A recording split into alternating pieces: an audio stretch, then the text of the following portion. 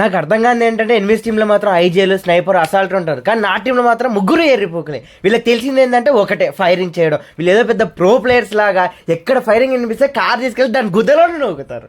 అసలు పాయింట్ ఏంటంటే ఒకడు కార్లోనే ఆగిపోతారు. సర్లే ముగ్గురం బ్రతుకున్నాం కదా, బిల్డింగ్లోకి వెళ్దామని రష్ చేద్దామని నేను వెళ్తే ఇద్దరు వెనకాలే వస్తున్నారు అనుకోని నేను వెళ్ళిపోతా.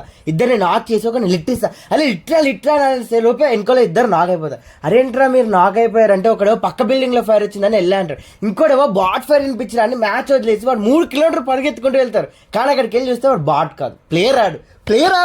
మీకు తెలియని ఇంకా పెద్ద పాయింట్ ఏంటి తెలుసా? అసలు నేను నాకైతే మా టీంలో కవర్ చేయాలి, మా వాడికి రివైవ్ చేయాలని ఉండదు, స్మోక్ వేయాలని కూడా ఉండదు. అరే వీడు దెంగిపోయిన రా, అసలు వాడు దెంగిపోకుండా ఆడాలరా చెప్పి దాక్కొని ఆడతారు ఎర్రిపూకుల్లాగా. అసలు మా టీంలో డ్రైవర్ అనే వాడే ఉండదు. అదే లంజన్ ఎక్కడని అన్నట్టు కారు ఎవరికి దొరికితే వాడు ఎక్కి నడుపుకొని పోతానే ఉంటాడు. అరే ఆగలరా అన్నా కూడా ఆకుండా నేను వస్తున్నాడో వినకుండా వెళ్ళిపోతారు. సరే డ్రైవింగ్ చేస్తున్నారు బాగానే ఉంది, కనీసం మంచిగా నడుపుతారా? లేదు, ఎనిమి ఫైర్ వినిపిస్తే చాలు తీసుకెళ్లి దాని గుద్దలో నూకుతారు కారు. మళ్ళీ సర్రా అదంతా బాగుంది, సర్లే మ్యాచ్ లో ఆడుతున్నాము, నేను నాకయ్యారా, నాకు హెల్త్ లేదురా, మెడికిట్ ఇరా అంటే దానమ్మ మెడికిట్ కాదు మిగతా అన్ని సిద్ధంగుతాడు. మెడికిట్, హాలీ, గ్రనేట్, స్మోక్, ఫ్లంట్ గ్రెనేట్, ఫ్లాష్ గ్రెనేట్ ఏమి విసురుతున్నారు. మెడికిట్ ఇరా ఫస్ట్ నువ్వు.